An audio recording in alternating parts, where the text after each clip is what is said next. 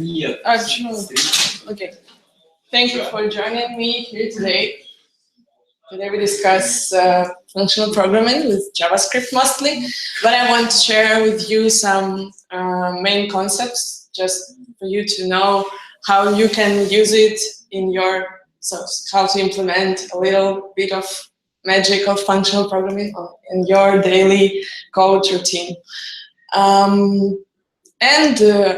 also I will tell how to do it a little bit.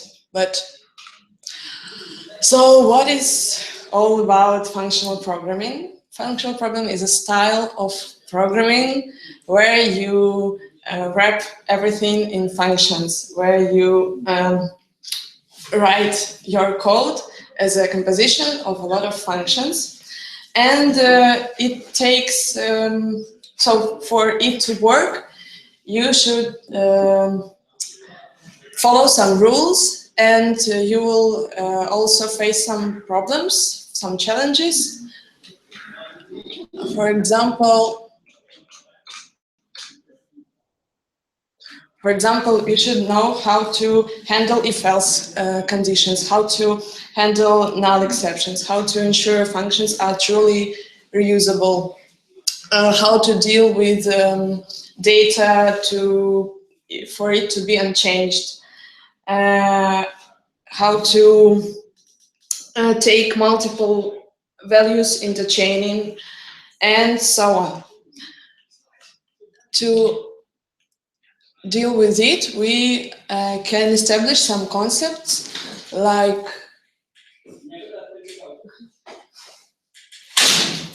so these concepts are used to describe the functional programming, and if you implement all this stuff, you can tell that your style is functional. So these concepts are used to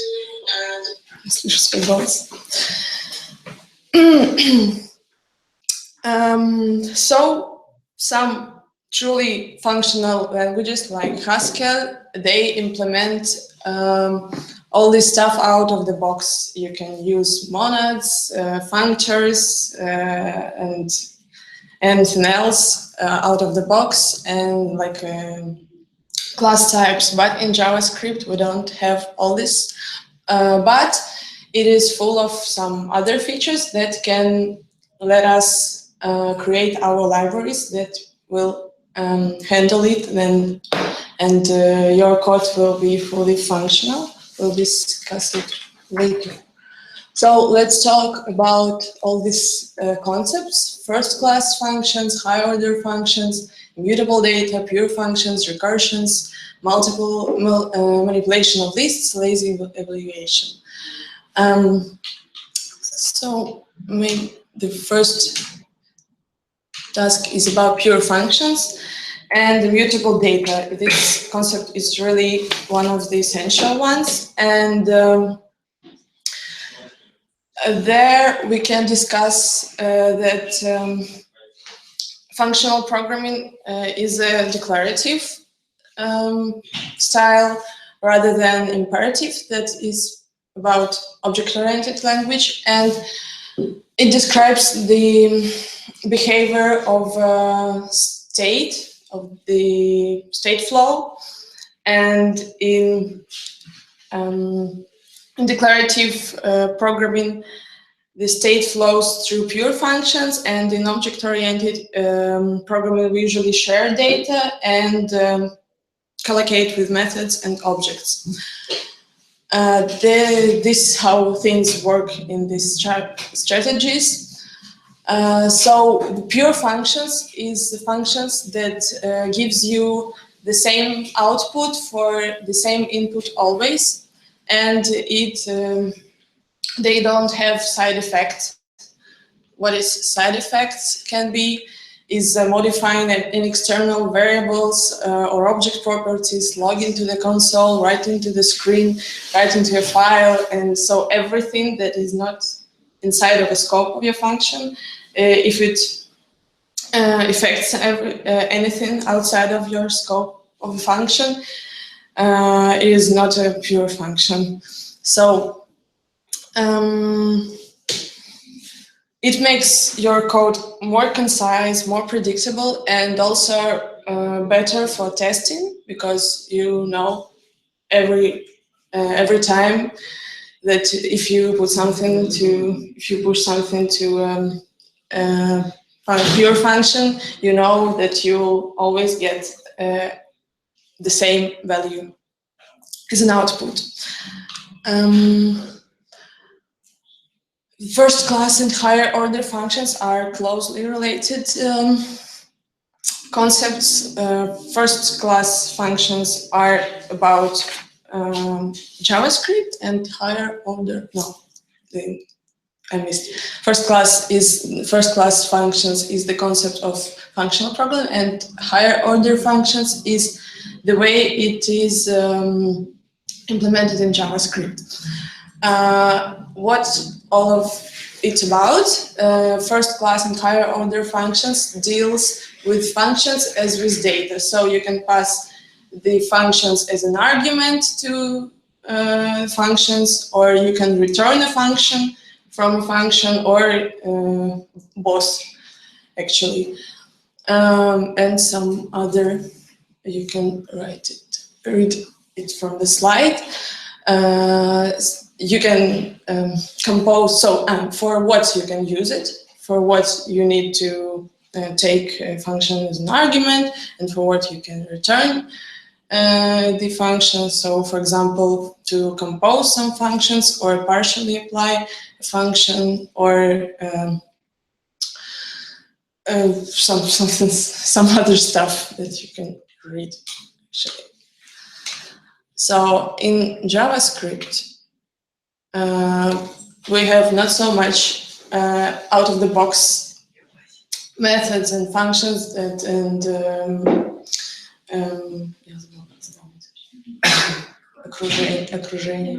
environment but it helps us, and the last spec of JavaScript is 2015, and later they gives us something that we can deal with. But there is one main spec that tells us how we can describe our library for it to be really functional. So this is a scheme that shows what class should be. So we can, if we implement all these classes into our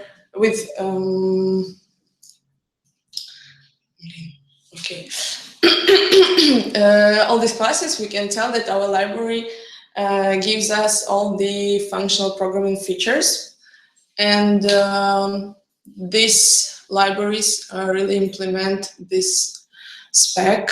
Fantasyland, maybe you know some of them. Immutable, Ramda is kind of famous, well-known libraries. And I prepared for you some solutions. Actually, they are taken from Ramda, if I'm not mistaken. So it is how the functor implemented in this library. So you can rewrite it, or you can look at the source code of this library. It is not very difficult to look at. Actually, now looking at the code, we can tell that in JavaScript, functor is a class that has a map method. And map method is it takes a function as a parameter, and it applies this function to an argument, to our functor object, and returns another functor object that is with applied function on it. Actually, we have a map method on arrays out of the box. And that's why in one of the first slides where we discussed the main concepts, it was the manipulation of lists. It is very important part of functional programming. There, in functional programming, there are plenty of features to deal with arrays and lists. And implementation of monads, as the definition of monad in JavaScript is like a class that implements map, app, off, and chain methods that we can discuss what they do. Off method creates another exemplar of monad. Map method, so we can say that monad is a functor as well. So if we look at a slide, there is a lot of inheritance in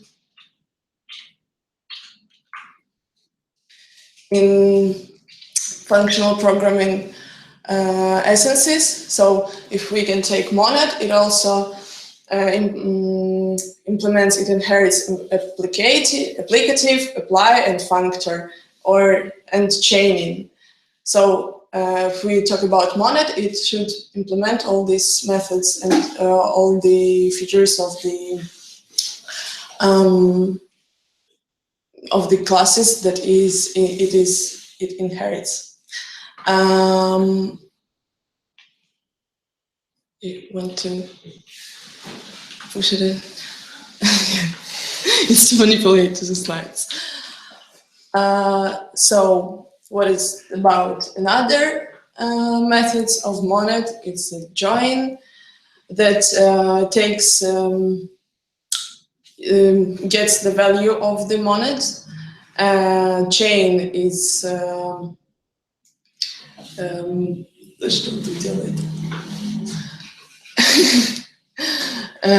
maps and then gets the value out.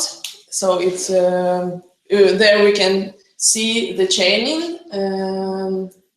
That is all the functional programming about. We compose a lot of functions one after another, and we can see some effect other. So it's like a style code, or maybe in the map method we can see that off, and then inside of it invokes another function, and inside of it another function. That's how the composition works in it.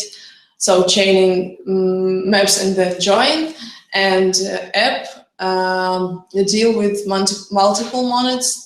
It map another monad to our monad, a lot of monads. So as a conclusion, we can say that we can revise the main concepts: pure functions instead of shared states, and side effects, immutability over mutable data, functional composition over imperative, flow control. I think that there is something I missed. We can talk about it later. Don't have a lot of slides actually. Lots of generic reusable utilities, declarative code, and expressions over statements, and containers, and higher order functions over ad hoc polymorphism. So I think that nothing was clear. That's why you can ask me something after all. Maybe in Russian. Yes, you can.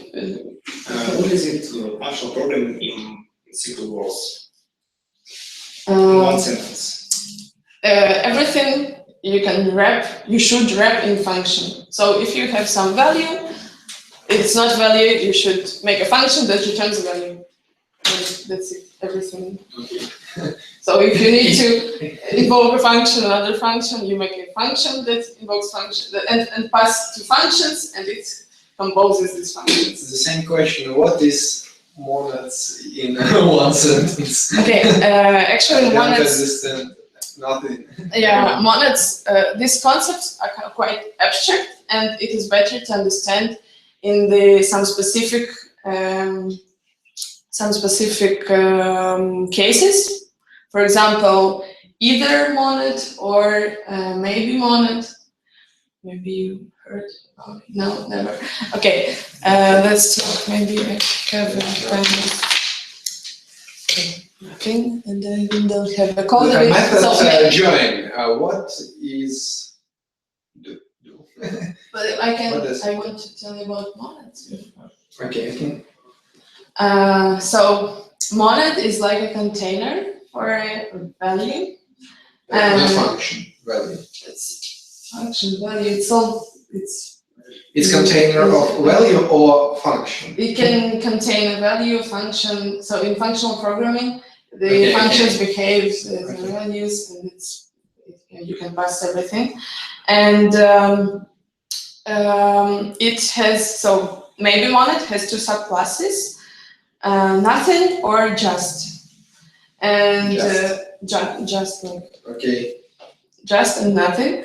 And only maybe monads can get the value outside of this box. So it's like a box, maybe. And there may be just value or nothing.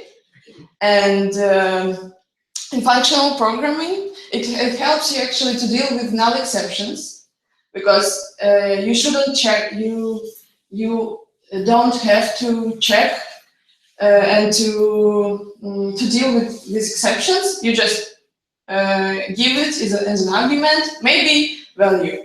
There may be null, and yes, yeah. So you can deal with it, and and some other stuff. So it's like a container for. There may be some other implementation, but it's the first and the most frequently using. It's maybe container. Or it's a maybe monad. Maybe monad, yes. And what other monads? Yes, sure. There is also either monad. It contains some. I should check some other. Okay. You can check if it is interesting. Okay, monad is just some container. Yes. And it helps work with values of this container. Some methods. Yes. Monads can be. No.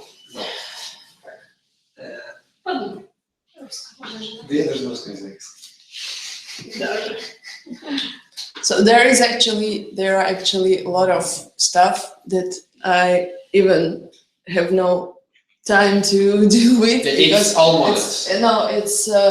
So we have this scheme. It's inheritance. So we can take monad, and monad will be functor. Okay. And extend will be functor, and profunctor will be functor, and it's only describes in JavaScript. It's a JavaScript specification. Fantasyland is a JavaScript specification to implement functional programming style. Yes. And it only shows what is the inheritance scheme. So the higher order, no, it's the low level. So the lowest is functor. Functor only implements map method. Okay. You know what it is? Map method? Yes. No. Yeah, it's actually because we have some small stuff in JavaScript. I can imagine how it works. The map method, you pass the function, and when you invoke map method and pass as an argument a function, it's actually the method of functor. It takes a functor. It takes your functor also as an argument and apply this argument function to your functor and return you another functor. Okay. If you call method map with some function and argument monad, it's return monad. Yes. Another one. Yeah. Okay, another monad. Another monad, because if you method map call in functor creates functor or some Functor. just functor. No, not monads, not apply. No, it's like another. It's like you know, animal. It's like it's some a dog. creator. It's animal. It's a dog. Like it's constructor. No, it's in Java. no, it's not like constructor in Java. Constructor. The best English. Best of the best.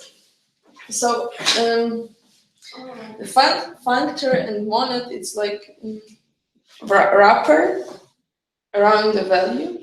Okay. And when you call a map method, it takes a value outside of this container wrapper and apply a function that is an argument, and then just create another. Yes, function. Yes, and then put it inside of a box. Functor, call method map, and create functor. What's the point? It's В чем смысл?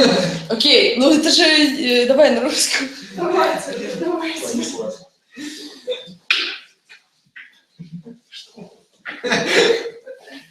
Короче, ну, это объект класса функтор.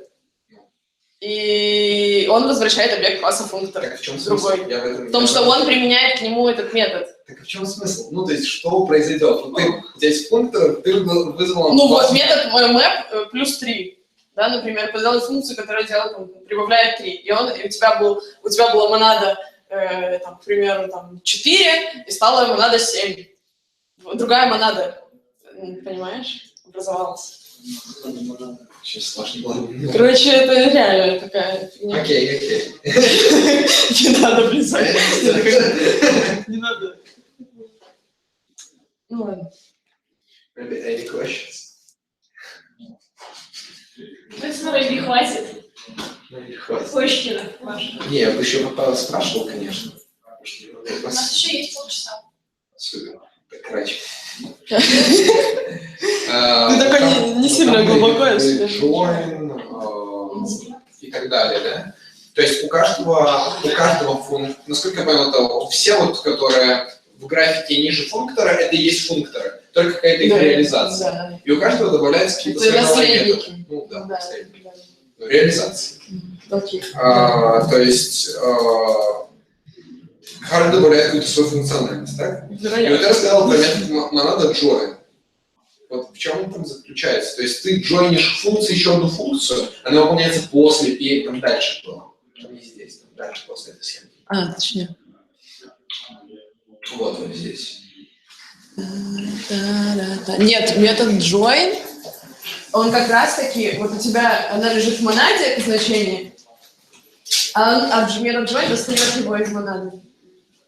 У тебя есть монада, и в ней там значение 3. Это называется join. Насколько я знаю, join с английского присоединять. Ну, то есть ясно. Назови осуществить. Библиотека в JS. И вот я join вместо get. Ладно. Есть вопрос. Не надо скрывать эту тему.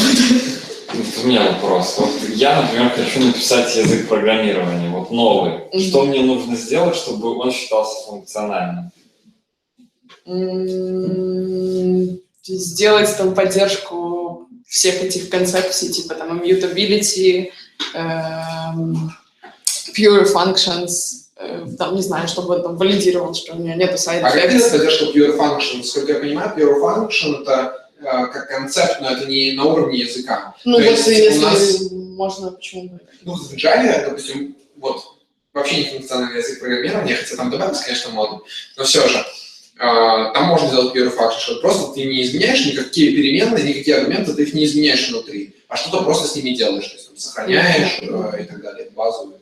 То есть это концепция функциональная. Если так пройтись, то Java тоже можно назвать, наверное, функциональным языком программирования, хотя оно не совсем. Если у тебя есть встроенные классы монады встроенные вот эти все классы, там, функции, ты такой пишешь, типа, просто Ну, ты же на сказал, своем языке пишешь new apply. Нет, это не, это, смотри, это спецификация. Вот ты, вот как, смотри, вот что типа сделать, чтобы вот мой язык был функциональный. Вот что нужно сделать, чтобы твоя библиотека на JS, ты мог сказать, что она функциональная. Нужно реализовать все эти классы. И то есть в JavaScript такое есть? Нет, в JavaScript этого нет. Это есть библиотека JavaScript, которую ты можешь подключить и написать там моя библиотека, точка, да, там, типа new, там, не знаю, моя библиотека, и вызывать там библиотека, там. То есть, чтобы считался функциональным язык, нужно, чтобы он резолвил все это. Да. Хоть одно не быть резолвным, но он уже функциональным. Ну, в чем прикол этого всего? Это просто вот, это просто классы, как JavaScript реализован. Ты можешь это сам, ты можешь сам себе это сесть, ты можешь это реализовать. Здесь, да? Да, про функции. Вот, по поводу языка, да, immutability. Вот в JavaScript же нету immutable. Там, типа, в последней спецификации сделали консты, но, например, ты типа передаешь ему какой-то объект, и можешь внутри объекта поменять значение, там, keyword, и он это пропустит.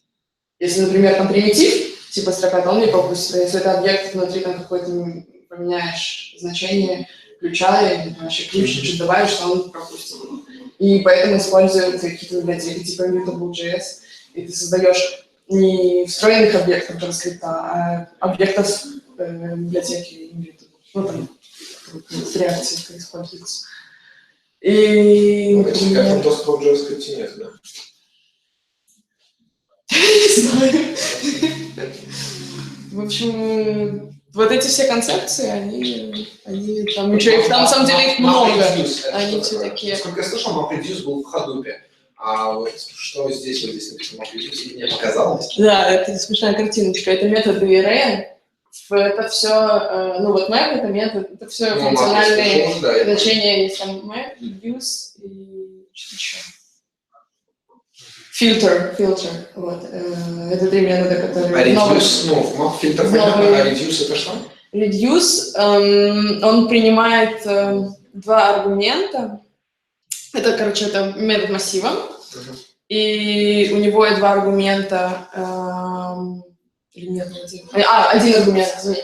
Нет, два аргумента. У него первый аргумент — это функция. Это вот из функциональных аргументов. Первый аргумент — это функция. А вторая — это initial state, который по дефолту 0, и она как это, reduce, короче, она весь array по правилу твоей функции, а твоя функция, которую ты передаешь, она должна принимать три параметра. Initial value, короче, previous value, current value и что-то еще. И, в общем, она твой array приводит к какому-то одному значению весь. То есть по какому-то правилу, например, ты можешь там просуммировать, и он тебе вернется данное число суммы. Но там есть более сложные какие-то имплементации, на самом деле очень powerful такая штука. Можно довольно сложно использовать, чтобы она была полезная, но очень классно.